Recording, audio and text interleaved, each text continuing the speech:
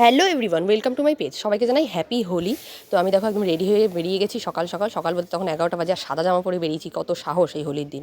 তো তারপরে কিনে নিলাম রং, মানে আবির কিনে নিলাম। তারপর মিষ্টির দোকানে দাঁড়িয়েছি, এখানেও লাইন, মানে লাইন দিতে দিতে জীবনটা একদম শেষ হয়ে গেল। তারপরে এই কিউট কিউট বাচ্চা ওরা শুরু করে দিয়েছে রং খেলা, ওরা নিজেরাই রং খেলছে, এ ওর গায়ে দিচ্ছে। তারপর চলে এসেছি রান্নাঘরে, মানে রান্নাঘরটা এরকম করে বললাম কারণ আমি এক্সাইটেড একদমই নই রান্না করার জন্য, জাস্ট এগিয়ে দিলাম। তারপরে দিদি এখানে দেখো, ট্যালেন্টেড দিদি আমাদের, মানে মাছ ভাজছে ছুরি দিয়ে, মানা যায়? এত ট্যালেন্টেড লোক নিয়ে আমি কোথায় রাখবো? তারপর একটু গল্প করতে বসে, এটা ছিল আমার বড়লোকিয়া দাদা, আর এই পাশে একজন বাঁদরের মতো রং মেখে মুখ নিয়ে বসে আছে। যাই হোক, আর এই দেখো বললাম না, নিজেদের রঙের বালতিতে নিজেরাই ঢুকে পড়ছে। তারপর একদম আবির মাখানোর জন্য চলে এসে, আর এতটা পরিমাণে আবিরটা দিয়েছে, আমি দাঁড়াও এবার দেখাবো মজা। এই করতে গিয়ে আমি এবার দাঁতে ঘষে দেবো, এত দাঁতে ঘষেছি তাও দাঁতে লাগে না। কিন্তু এইদিকে আমাকে এমনভাবে আবির দিয়েছে, মুখে চোখে দাঁত একেবারে হয়ে গেছে নীল।